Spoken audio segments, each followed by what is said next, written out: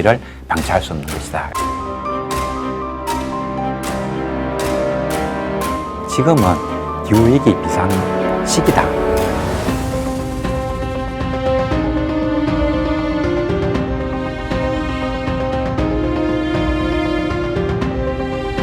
(40% 정도의 식물만 살아남고 나머지 58%는 멸종한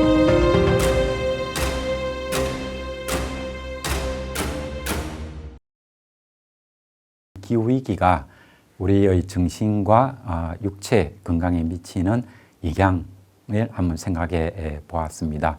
부제로 기후위기는 절망감을 부른다라고 제목을 달아보았는데 최근에 보면은 기후위기로 인해서 사람들이 많은 우울증을 앓고 있다라는 얘기가 나오고 있습니다. 그리고 이런 우울증에 빠지게 되면 이것이 또 정신 건강에만 머물지 않고 우리 신체의 건강을 위협하기도 합니다.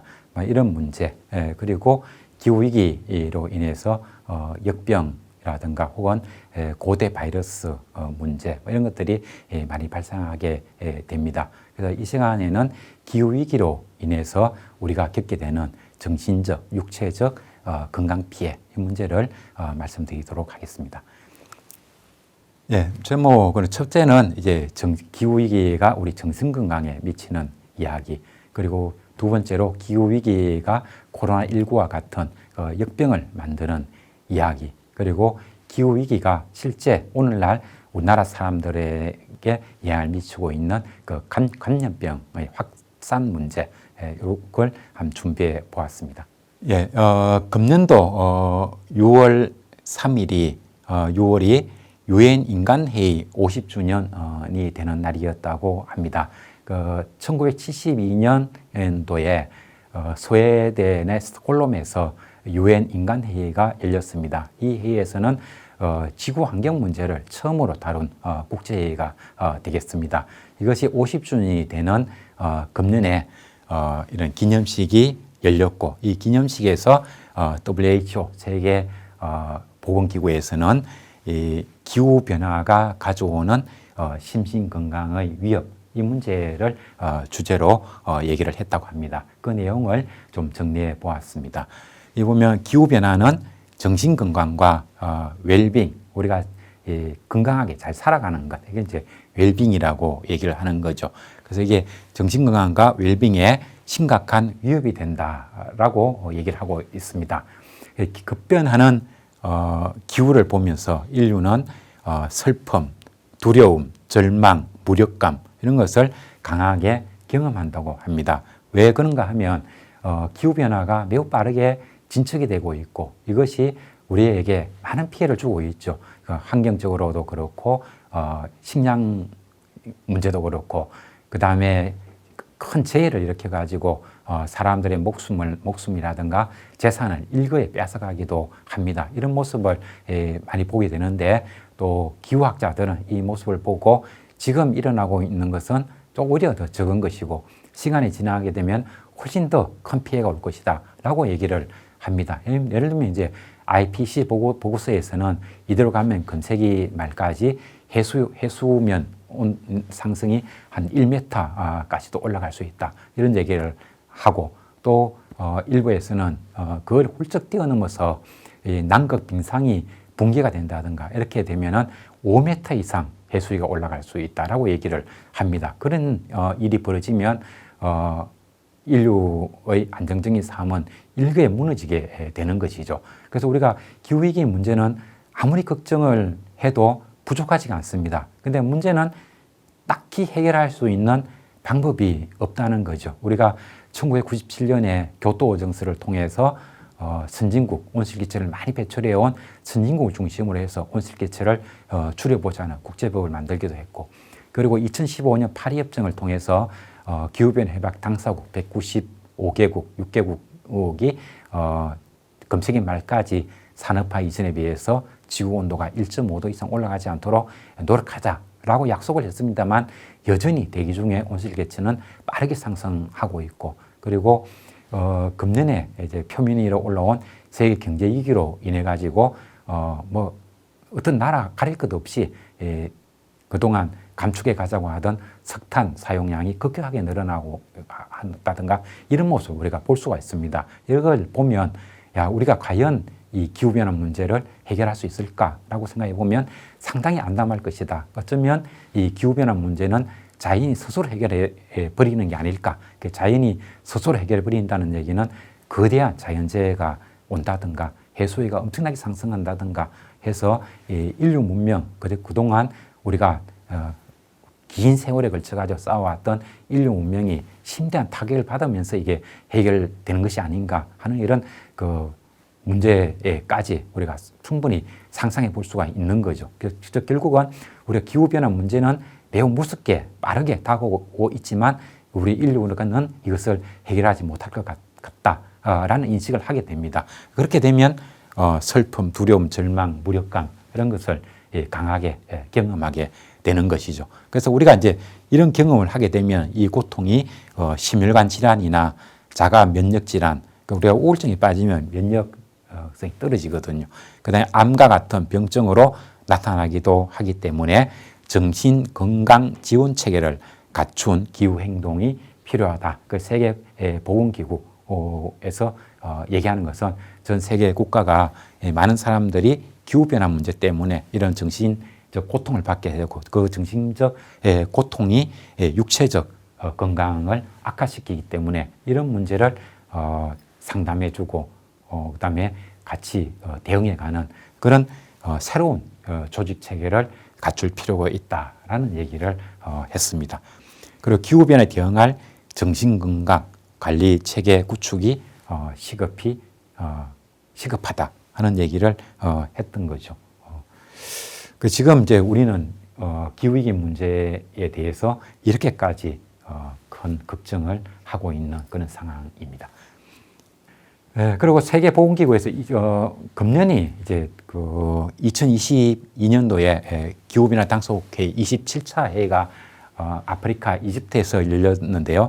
작년에는 그 영국에서 26차 기후변화 당사국 총회가 열렸습니다. 그때에도 세계보건기구에서 이런 얘기를 했습니다. 코로나19보다 기후위기가 인류에게 더 위험하다. 그러니까 이거는 전 세계 의학 저널에서도 이런 얘기를 했습니다. 코로나19보다 기후위기가 더 위험하다. 그래서 전 세계는 코로나 대응이 시급하다는 그런 핑계로 기후위기 대응에 노력을 갖다가 좀 늦추는 이런 우를 범해서는 안 된다라는 얘기를 한 적이 있습니다. 세계보건기구는 코로나19보다 기후변화가 인류에 더 위협적이다라고 했는데요. 기후변화 당사국 총회를 계기로 특별 보고서를 여기에 관련된 특별 보고서를 발표를 했습니다.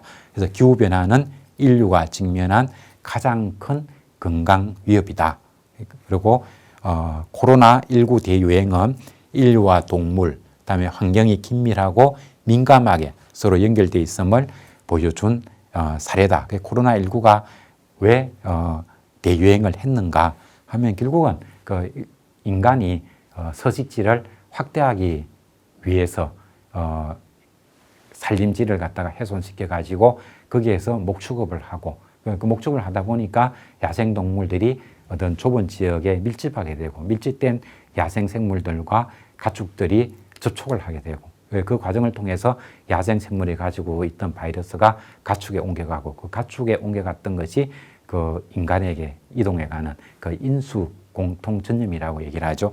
이렇게 왔고 그리고 기후 변화 문제로 인해 가지고 온도가 점점 올라가다 보니까 이 코로나19를 가져올 수 있는 박테리아가 과거에는 열대 지역에 한정되어 있었는데 이것이 온대기후지대로 점점 옮겨오면서 인간과 박쥐 사이의 거리가 짧아졌다. 그것이 그 코로나가 발생하게 된 직접 요인이다라는 얘기를 하고 있습니다. 그러니까 보니까 코로나19 대유행은 그냥 있었던 것이 아니라 결국 인류와 동물, 환경 이런 것들의 종합적인 상호작용에 의해서 발생한 것이라는 거죠.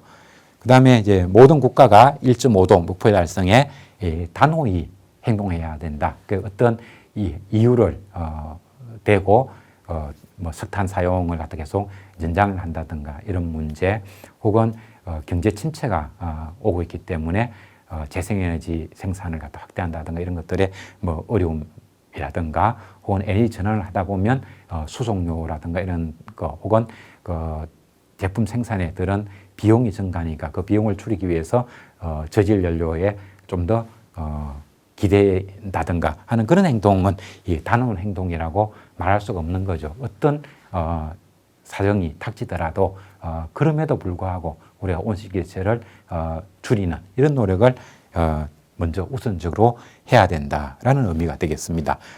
그리고 기후변화는 코로나19와 같은 역병 발생 빈도를 높이고 또 발생 시의 피해를 더욱 증폭시킨다라는 얘기를 했습니다.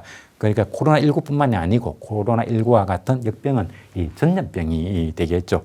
기후변화로 인해 가지고 전염병이 더 자주 발생을 하게 되고 그리고 한 번 발생하게 되면 그것이 과거보다도 더 넓은 지역에 걸쳐 가지고 발생하게 되고 그것이 보다 더 강력하게 나타난다는 의미가 되겠습니다. 그래서 기후변화는 짧게 보면 그냥 지구 온도 상승이지만 그것이 가져오는 추가적인 영향 이것을 보면은 이런 역병, 건강 문제 이런 데까지 그 영향 범위는 점점 더 넓게 나타나고 있다는 것이 확인이 된다는 겁니다.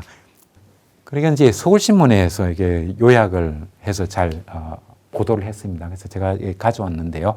기후위기가 만드는 정신건강 손상이라는 건데, 뭐 기후변화로 인한 정신건강 분야의 신조어, 새로운 의학 용어가 만들어졌습니다. 환경 불안이라는 건데요. 환경적인 파멸에 대한 만성적 두려움 상태. 우리가 이게 산업화 이후에 열대우림의 경우에는 약 80%가 훼손이 있다고 하거든요. 그러니까 우리에게 이제는 남아있는 열대우림이 얼마 있지 않고 그리고 전 세계에 퍼져 있는 열대우림 중에서 탄소 배출보다 흡수가 더 많은 열대우림은 콩고 열대우림밖에 없다고 합니다. 아마존, 인도네시아 이런 지구 곳곳에 퍼져 있는 열대우림은 이미 너무나 훼손되었기 때문에 탄소를 흡수하는 것보다 배출하는 게 더 많아졌다는 거예요. 그래서 열대우림의 건강성이 유지되고 있는 곳은 콩고밖에 없다. 근데 이번에 27차 기후변화 당사국회의에 보면 당사국인 민주 콩고 공화국이라든가 그 주변에 있는 세네갈 이런 나라에서 얘기하기를 그 나라들이 재정난에 굉장히 빠져 있다는 거죠. 그래서 아프리카 국가들은 기후 위기 문제에 대응하는 이런 문제보다도 자국이 안고 있는 재정 파탄 여기에 대응하는 것이 훨씬 더 시급하다. 그래서 아마 콩고 열대우림 속에 들어있는 석유 개발이라든가 혹은 광물 생산 이런 것들을 우리가 추진할 수밖에 없다 이런 얘기를 하고 있고 그것을 막기 위해서는 선진국가에서 재정 지원을 적극 나서야 된다. 지금까지는 선진국이 기후 위기로 인해서 피해를 보고 있는 나라를 지원한다고 얘기를 하고 있었습니다만 그 지원한다는 것이 무상원조보다는 융자를 해주는 쪽이었거든요. 그래서 이번에 이집트 기후변화 당사국 회의에서 개도국이 요구하는 것을 보면 재정적 융자가 아니라 그냥 무상 지원을 갖다 해달라 이런 요구를 하고 있습니다. 그래서 이게 돌아서 얘기하면 이만큼 이제 열대우림이 훼손되고 있다든가 우리 주변을 보더라도 얼마 남아있지 않는 산림지대 그리고 농경지 이런 것들이 매우 빠른 속도로 인간이 사는 거주지 이런 것들로 변해가는 걸 볼 수가 있습니다. 그리고 우리가 그 생태 발자국이라는 게 있죠. 인간이 살아가는데 필요한 물자라든가 혹은 인간이 살아가면서 만들어내는 오염 물질을 자연이 정화하는 양 이런 것들을 이제 측정하는 게 생태 발자국 이런 얘기를 하는데 인간이 필요로 하는 그 물자를 자연이 생산하는 양 그리고 인간이 만들어내는 오염 물질을 정화시켜 주는 있는 양 이것의 균형점이 이루는 것이 한 7월 중순 정도밖에 안 된다고 합니다. 1년 중에 약 7월 중순까지는 인간이 오염시키는 양을 정화하는 거라든가 혹은 인간이 자연으로부터 얻어오는 목재라든가 이런 것들을 다시 재생시키는 기능이 균형을 맞추는 거고 7월 중순 이후부터 12월까지 이루어지는 인간 활동, 이것은 일방적으로 지구 환경을 훼손하는 것이다라는 보고가 나오고 있습니다. 그래서 이런 모습들을 보면은 멀지 않아서 지구 환경이 파멸로 갈 것 같다. 그리고 세계 인구가 엄청나게 많이 늘어나고 있죠. 우리는 지금 인구 감소가 문제가 되고 있습니다만은 전 세계적으로 보면은 전 세계 인구가 금년에 80억을 돌파했는데 인구 70억에서 80억까지 늘어나는데 11년밖에 걸리지 않았습니다. 즉 매년 1년에 1억 명 가까운 1억 명이라고 한다면 거의 브라질 인구 정도 되는 거죠. 그 정도 인구가 계속 폭발적으로 늘어나고 있습니다. 그리고 그 사람들이 더 많은 소비를 원하고 있는 거죠. 그래서 이런 모습들을 종합적으로 판단해 보면은 지구 환경은 지금까지도 매우 빠르게 훼손되어 왔고, 그래서 우리 건강한 삶을 유지할 수 없는데 미래는 어떻게 될까 생각해 보면은 훨씬 빠르게 훼손돼 갈 것이다 하는 것은 쉽게 추정이 됩니다. 그래서 그런 걸 생각해 보면 굉장히 두렵다는 거죠. 그래서 이런 문제, 지구 환경의 파멸에 대한 만성적인 두려움, 우리가 갖게 되고 이 문제에 대해서 이런 불안을 겪는 것을 2017년에 미국 심리학회에서 규정한 게 환경 불안 정체라는 겁니다. 그 다음에 기후 슬픔, 생태 슬픔 이런 것들은 이것도 마찬가지입니다. 기후 변화 징후가 나타날수록 이게 점점 더 심각해져 가는데 자국 정부가 하는 것 행태, 그 다음에 국제사회가 하는 행태를 보면은 말의 성찬만 이루어지고 실제로 이 문제를 해결할 수 있는 방법 나오고 있는 것 같지 않더라. 문제는 점점 더 심각해지고 있다. 그리고 생태 슬픔 하는 것도 지구상에서 1년에 100만 종 이상의 종들이 멸종해 가고 있고 지금은 지구가 생성된 이후에 6번째 대멸종 시기라고 얘기를 하죠. 이런 사실을 알면 알수록 그 생태 슬픔에 빠지게 된다는 겁니다. 그리고 솔라 스텔지어 이런 용어도 있는데 이것도 거의 같은 용어입니다. 그리고 네 번째 있는 얘기는 외상 전 스트레스 장애 하는 건데 보통 우리가 외상 후 스트레스 장애 이런 얘기는 많이 합니다. 이번에 이태원 사고 같은 경우도 그런 큰 사고를 겪고 나면 사람들이 굉장히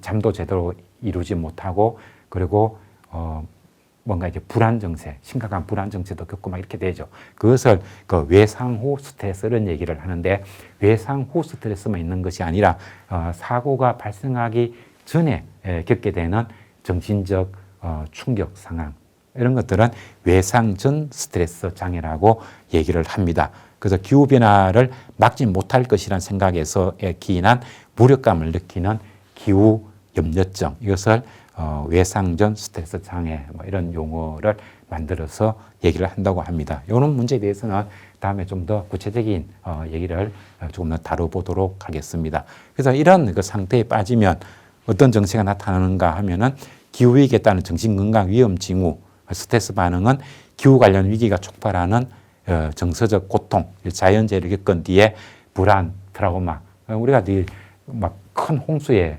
노출이 된다든가 거대 태풍에 노출이 된다든가 이렇게 보면은 거의 죽다가 살아나게 되는 거죠. 그러면 이것은 이제 우리가 큰 지금 이태원 이번에 사건과 같은 이런 것을 겪은 것과 별반 다르지 않는 이런 정신적 충격 상태에 빠지게 됩니다. 그 신체적 증상은 면역 체계 약화, 이런 질환, 만성 스트레스로 인한 불면, 피로 이런 증상도 겪게 된다고 합니다.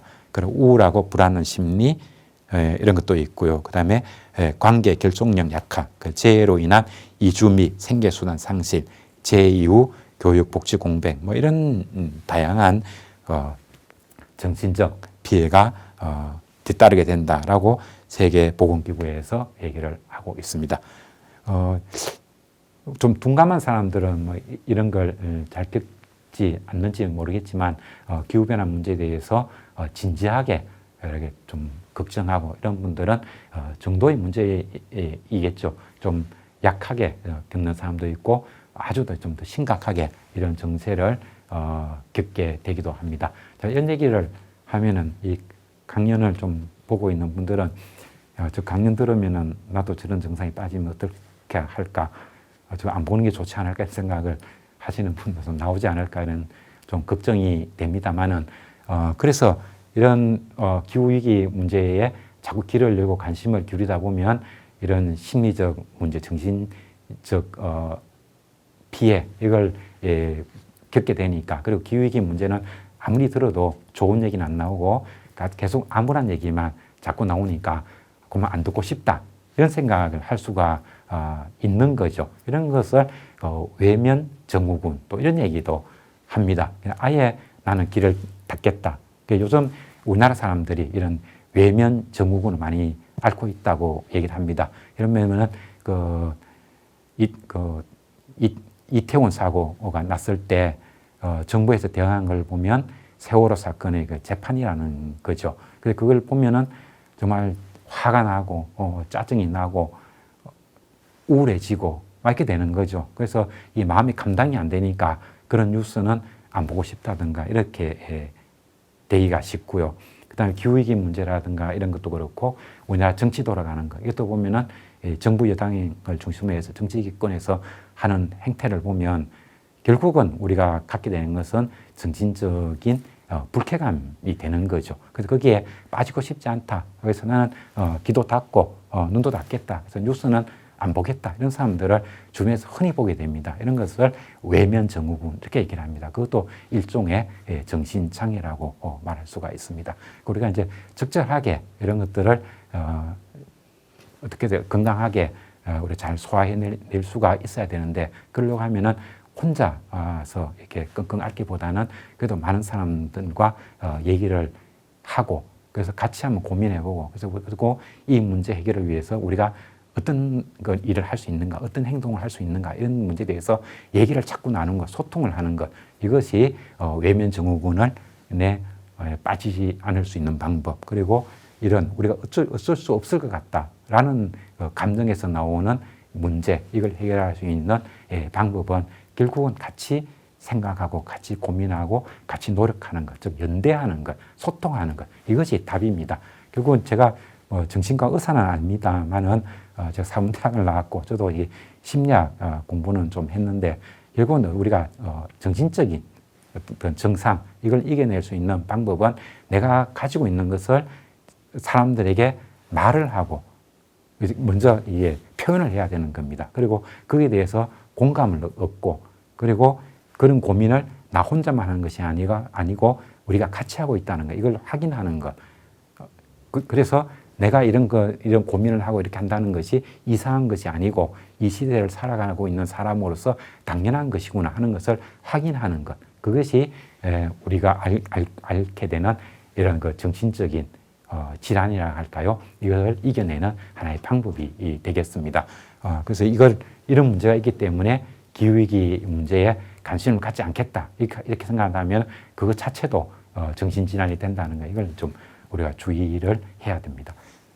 그래서 기후위기가 부르는 마음의 병, 이건데요. 이상기후가 불러오는 심리변화, 불안한 심리를 자극한다.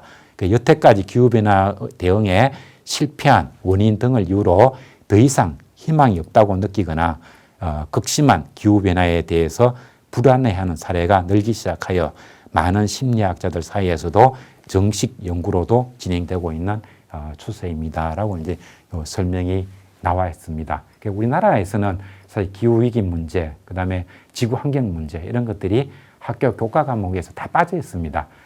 과거에는 우리나라 중고등학교에서 환경 교과를 채택하는 비율이 부산의 경우는 거의 100%였고요. 전국적으로 보더라도 학교에서 환경교육 교과목으로 다루는 비율이 85% 정도는 되었습니다. 근데 이명박 정권에서 학교 환경교육을 완전히 퇴출을 해버렸죠.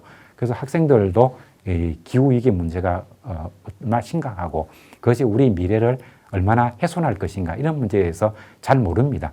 그리고 언론에서도 별로 보도를 하지 않습니다. 그러다 보니까 우리나라 사람들이 잘 모르는 거죠. 근데 해외에서는 이 학교 환경교육, 학교의 교육에서도 아주 중심적으로 다루고 있고 그리고 언론에서도 많이 다룹니다. 이번에 이집트 기후변화 당사국 회의도 볼 것 같으면 몇몇 언론에서 제27차 기후변화 당사국 회의를 계기로 해서 우리나라에서 기후위기가 어떻게 나타나고 있는가 혹은 전 세계적으로는 어떻게 나타나고 있는가 하는 것을 보도하는 그런 사례는 많이 있었습니다만 우리나라 언론에서 코프 27차 기후변화 당사회의가 열리는 그 현장에 특파원을 실제로 파견한 언론사는 거의 없었습니다.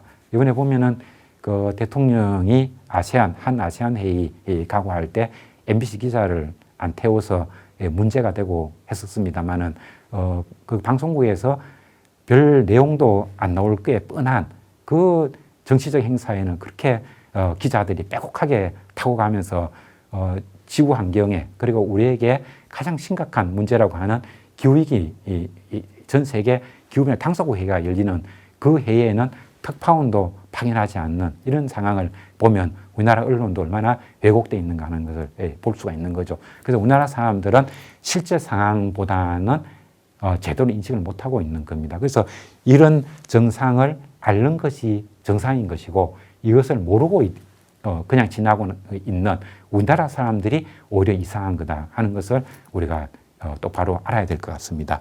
그러니까 우리 옆에 보면은 이런 거죠. 지금 기후변화 문제 때문에 이런 젊은 여성들을 중심으로 해가지고 청소년들이 기후 우울증을 많이 앓고 있고 이것이 세계적인 문제가 돼서 세계 보건기구에서 정신 건강과 육체적 건강을 체계적으로 관리할 수 있는 새로운 어떤 조직을 만들어야 된다라고 얘기하고 있는데 이 문제를 보면은 대통령이 유치원에 가서 아나바다가 무슨 뜻이냐고 묻고 있습니다. 이런 분이 한 나라의 어떤 정치의 책임자가 되고 있으면 뭘 제대로 모르기 때문에 우리가 지구 환경 보전을 위해서 우리가 어떤 역할을 하기 위한 정책을 세운다든가 혹은 기후변화 문제에 대응하기 위해서 지구인의 일원으로서 어떤 정책을 세워야 될 것인가 우리가 어떤 기여를 해야 될 것인가 하는 것을 이해를 제대로 할 리가 없는 거죠.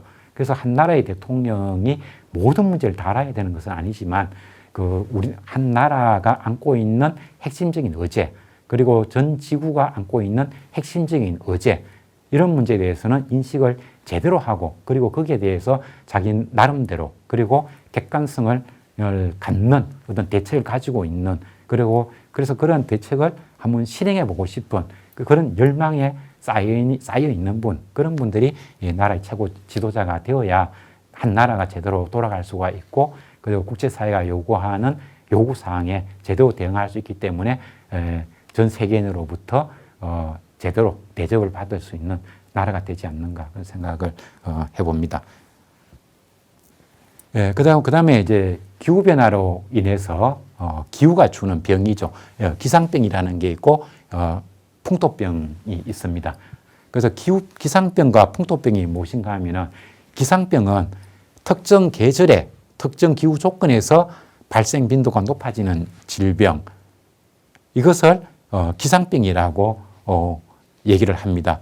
폭염으로 인한 고열 사망이라든가 혹은 열사병이라든가 이런 것들이 여름철에 발생을 하는 거죠. 특정 계절에 발생 빈도가 높아지는 것 혹은 동상 이런 것들은 겨울철에 발생을 많이 하게 됩니다. 그리고 바이러스성 질병 이런 것들도 여름보다는 겨울철에 발생 농도가 확 올라갑니다. 이런 것들을 기상병이라고 얘기를 합니다.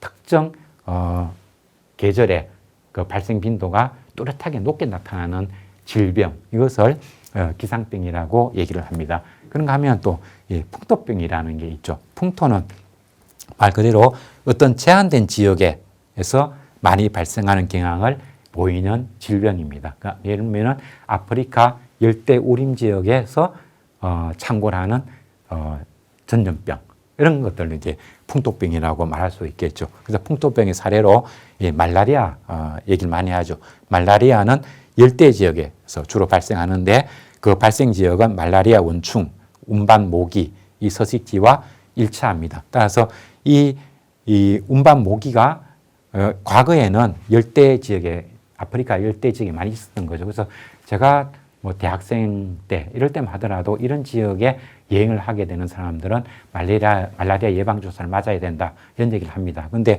이미 우리나라에서도 휴전선 지대를 중심으로 해서 말라리아가 우리나라에도 창궐을 하고 있습니다. 그 이유가 이제 이 교류가 무역선이나 이런 것들이 많이 활발하게 오가고 있기 때문에 그것으로 인해 가지고 아프리카 열대 지역에 살고 있던 이런 원충, 운반 모기가 우리나라에도 옮겨온 거죠. 그러다 보니까 우리나라에도 말라리아가 확산되었습니다.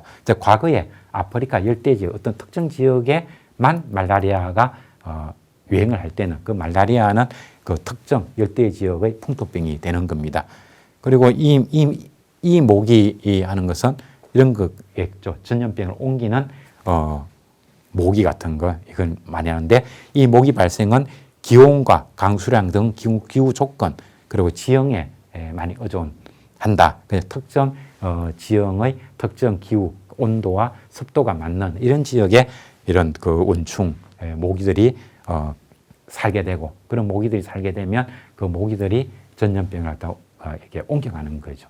그래서 그거하고 일치한다는 겁니다. 그래서 이 풍토병의 사례로 보면은 에볼라 전염병 몇 년 전에 전 세계가 아주 불안에 떨었었습니다. 이 에볼라는 한번 전염이 되면은 치사율이 한 80% 가까이 된다고 얘기를 하죠. 그래서 이 에볼라에는 전염되는 순간 다 죽는 거죠. 거기에 비해서 코로나19 같은 경우는 뭐 치사율이 상당히 그래도 불행 중 다행으로 치사율이 상당히 낮다는 것이 다행입니다만은 에볼라라든가 박근혜 정부 때 유행했던 메르스 이런 것들은 치사율이 상당히 높습니다. 그래서 뭐 메르스는 중동 지역의 풍토병, 에볼라는 콩고 지역의 풍토병 이렇게 되겠습니다. 이런 바이러스도 특정 기후 조건을 충족하는 지역에서 장기간 창궐한다. 그래서 이런 것들도 이제 기후 변화로 인해서 콩고라든가 이 중동 지역과 유사한 이런 기후 조건이 자꾸 확산돼 가면 이런 질병을 옮기는 이런 그 원충들의 서식지가 넓어지고 그러다 보면은 에볼라, 메르스가 콩고와 그 중동에만 제한되는 것이 아니고 이게 다른 넓은 지역으로 확산돼 갑니다. 뭐 과거에는 우리나라에서 이 메르스가 우리나라에 들어오리라고는 상상도 할 수 없었던 거죠. 그래서 이걸 요약을 하면은 기후 변화가 발생하게 되면은 이 특정 풍토병이 이 과거에는 어떤 좁은 지역에만 한정돼서 발생할 수 있었다고 한다면 이것이 창궐할 수 있는 그 기후 조건을 갖춘 지역이 전 세계적으로 점점 확산돼 간다는 의미가 되겠습니다. 그리고 예를 들면 우리나라에서 말라리아 이 모기가 잘 살아갈 수 있는 조건이 확보되었다 손 치더라도 이 열대 지역에 살던 이 모기가 우리나라로 옮겨오지 않았다고 한다면 말라리아는 우리나라에서 유행을 하지 않았겠죠. 근데 이 모기가 옮겨올 수 있는 것은 과거와 다르게 전 세계가 무역으로 연결되어 있기 때문에 어떤 특정 지역에 있던 이런 전염병을 옮기는 이 벌레라든가 곤충 뭐 이런 것들이 다른 지역으로 쉽게 옮겨갈 수 있게 됐다는 겁니다. 그래서 기상병, 풍토병의 세계적 유행 조건이 점점 광범하게 확산돼 가고 있습니다. 이런 것들도 기후 변화가 가져오는 건강 악영향이라고 볼 수 있겠습니다. 예, 그리고 우리나라에서 지금 뭐 쩌쩌가무시병, 뭐 말라리아 이런 것들이 많이 나오고 있습니다. 이거는 보면 쩌쩌가무시증 연도별 발생 환자 수 이런데 과거 1994년부터 2013년까지 데이터입니다만은 과거에는 거의 없던 것들이 최근에 오면 쩌쩌가무시가 많이 발생하는 걸 알 수가 있습니다. 그러니까 우리 주변에도 보면은 이 전원 주택을 좋아하고 이런 분들이 사는 사람들 중에 연세 드신 분 이런 사람들이 늦가을 일이 되면은 이 쩌쩌가무시 병에 걸려서 굉장히 고생하는 걸 볼 수 있습니다. 쩌쩌가무시 병에 걸리면 굉장히 큰 고통이 옵니다. 잘못하면 목숨을 잃을 수도 있는데 목숨을 잃지 않는다 손 치더라도 이 질병이 완치되는 과정까지 통증이 굉장히 심각하다고 합니다. 그리고 말라리아 이런 것들의 간염 발생이 증가합니다. 그리고 바이러스나 세균이 활동하기 좋은 상태가 되기 때문에 이런 것들이 광범위한 지역에서 창궐을 하게 됩니다. 그리고 기후변화로 빙하가 녹으면 만년천이나 빙하에 얼어있던 또 고대 바이러스가 유출돼서 유행을 하기도 합니다. 요거는 또 제가 다른 주제에서 다시 다루도록 하겠습니다. 또 폭우로 습도가 높아지면서 곰팡이하고 진먼지, 여름철에 장마가 쭉 이어지면 집에서도 이런 곰팡이가 많이 늘고 그다음에 진먼지, 진드기 이런 것들이 늘어나서 우리가 고통을 겪게 됩니다. 그러니까 이런 것들이 다 우리가 그 질병을 가져오는 곤충입니까? 벌레들을 볼 수가 있죠. 그리고 이제 기후 변화가 확산되면 될수록 이런 전염병을 옮길 수 있는 곤충들의 서식지가 넓어지고 그것으로 인해서 우리가 건강에 위협을 더욱 많이 받게 됩니다. 기후 변화가 역병을 많이 가져오는데 이것이 사람들이 자연으로 많이 접근해 갔기 때문인가 아니면 동물들이 사람이 살고 있는 곳으로 많이 이동해 왔기 때문인가 이것을 다룬 논문이라고 볼 수가 있습니다. 코로나19가 발생했을 때 세계적인 생태학자들이 목소리를 높인 것은 우리가 자연을 침범했기 때문이다. 우리가 더 많은 농경지를 필요로 하고 더 많은 목축지를 필요로 해서 자연을 우리가 너무 가까이 갔기 때문에 야생동물이 가지고 있던 역병들이 인간에게 옮겨온 것이다. 그래서 우리는 자연을 침범해서 안 된다. 그런 얘기를 많이 했었습니다. 그런데 그 이후에 나온 논문, 네이처지에 실린 논문인데 여기에 보면 물론 이 논문에서 인간이 자연을 훼손하면서 야생동물에 가까이 침범을 했다는 것을 부인하는 것이 아니라 우리가 가까이 가지 않다 손 치더라도 야생동물들이 서식할 수 있는 환경 조건, 즉 우리가 전염병, 역병을 멀리 퍼뜨릴 수 있는 이런 야생 생물들이 열대 지역에, 열대 우림 지역 이런 곳에 많이 살고 있는데 이 생물들이 살아갈 수 있는 자연 조건이 온대기후 지대까지 계속 확산돼 가다라는 겁니다. 그러다 보니까 박쥐 같은가 이런 것들이 과거에는 열대 지역에 살고 있었는데 이게 온대 지역부까지 이동해 왔다. 온대 지역은 전 세계에 살고 있는 인구의 대부분이 살고 있는 지역인 거죠. 그래서 전염병, 바이러스를 가지고 있는 야생 생물들 자체가 기후변화로 인해서 서식 공간이 확산되면서 우리에게 다가왔다라고 하는 이 논문이 되겠습니다. 그래서 기후변화로 동물들이 새로운 서식지를 찾아서 강제 이동하는 현상이 발생했다. 열대 지역에 살고 있던 생물들이 인간이 살고 있는 온대 기후대까지 많이 이동해 왔다. 그것 때문에 전 세계적으로 역병이 매우 더 짧은 주기로 자꾸 확산돼 가고 있다고 얘기를 합니다. 수많은 전염성 바이러스가 종간 접촉의 높아짐에 따라 교환될 가능성이 높아졌다. 그게 보면은 우리가 동물들을 데리고 숲으로 계속 들어가도 야생 생물과 가축 사이의 거리가 짧아지게 되는 것이고, 그 다음에 우리가 인간의 서식지 공간을 지키고 있어도 야생 생물이 우리에게 점점 더 가까이 다가올 수도 있습니다. 이러면 지금 이제 문제가 되고 있는 AI, 조류독감 같은 게 그런 거죠.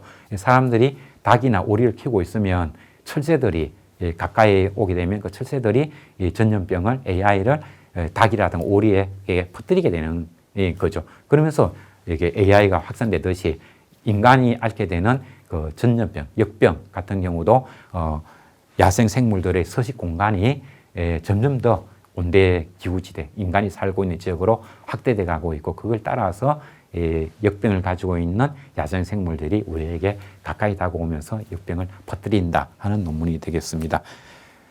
그래서 2028년 아마 가장 최근이죠. 세계보건기구에서는 인수 공통 감염병 발병 건수가 10년 전보다 63%나 증가했다라는 얘기를 하고 있는데 이것이 바로 기후변화로 인해 가지고 그 열대 지역에 제한돼서 살고 있던 바이러스를 가지고 있던 그 야생 생물들이 온대 기후지대, 우리 인간이 많이 살고 있는 인구 밀도가 높은 지역으로 이동해 왔기 때문이다라는 연구 논문이 발표가 되었습니다.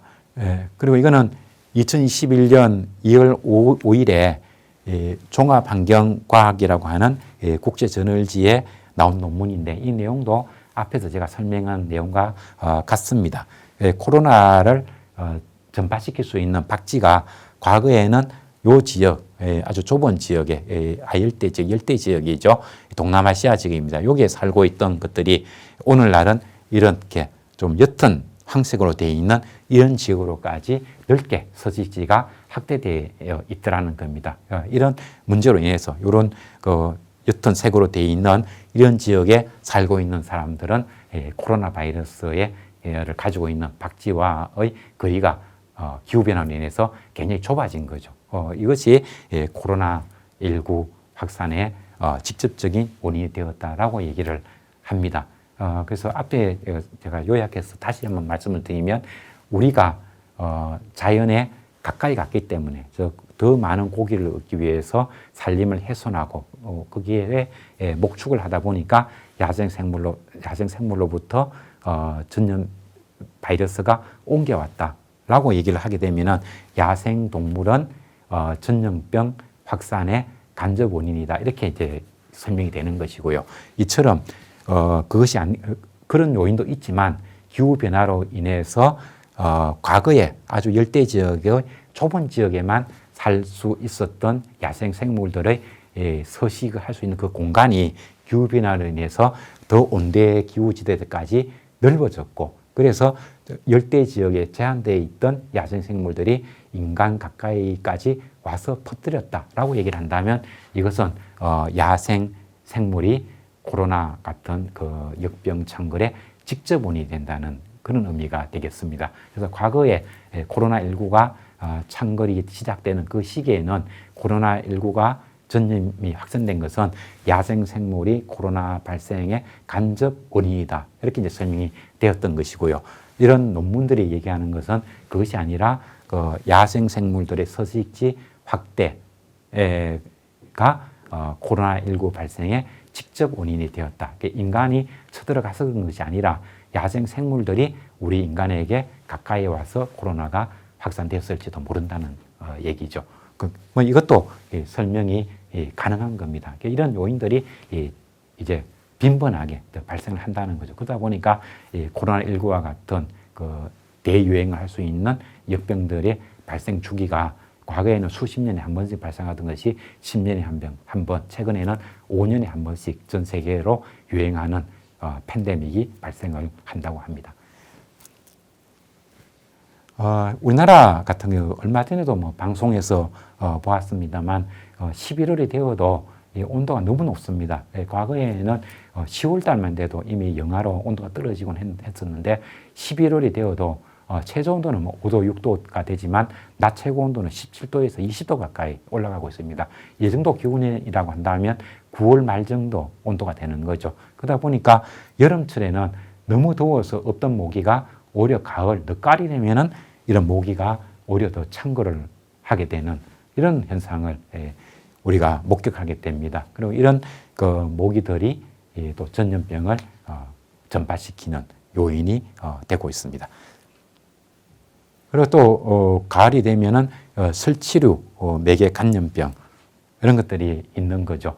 그래서 이게 모기라든가 이런 설치류들이 또 전염병을 설치류에 전파되어 감염을 일으키는 질환 뭐 이런 게 있는데 이런 것들이 많이 있기 때문에 그래서 가무시라든가 이런 것이 있기 때문에 과거에는 가을이 되면은 야외에 나가서 놀 때 잔디라든가 풀이 있으면 그게 마음 편히 앉아서 놀 수가 있었는데 요즘은 큰일 나는 거죠. 그렇게 되면 그래서 이제 풀이 있는 곳에 노출된 짧은 바지라든가 이런 걸 입고 가지 말아라고 우리가 얘기를 하고 있습니다.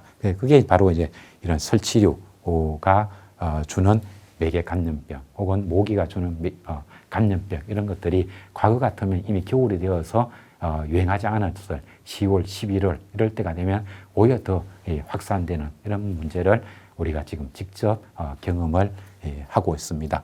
여기서 이제 대표적인 게 렙토스피라증, 신증후군, 출혈열 이런 것도 있는데 이 잘못되면은 상당히 위험한 질병인 거죠. 이런 것들도 이제 기후 변화가 우리 대한민국에 살고 있는 사람들에게도 직접 피해를 주는 하나의 질병이 되겠습니다. 여기까지 말씀드린 것이 기후 변화로 인해서 기후 변화가 우리에게 정신을 어떻게 황폐화시키는가 하는 얘기, 그리고 기후변화로 인해 가지고 전염병, 그 각종 전염병들이 얼마나 많이 창궐하고 얼마나 1년 동안에 오랜 기간에 걸쳐서 우리를 괴롭히게 되었는가, 이런 말씀을 좀 드렸습니다. 그렇게 생각해 보면 정말 기후변화라고 하는 것이 서로 인해서 우리가 정신적으로 우울증을 안고 미래에는 희망이 없다든가 이런 좀 암울한 생각을 할 수밖에 없겠구나 하는 그 생각을 충분히 짐작해 볼 수 있지 않을까 하는 생각을 해보았습니다. 오늘은 이런 말씀을 드린 것으로 마감을 하도록 하겠습니다.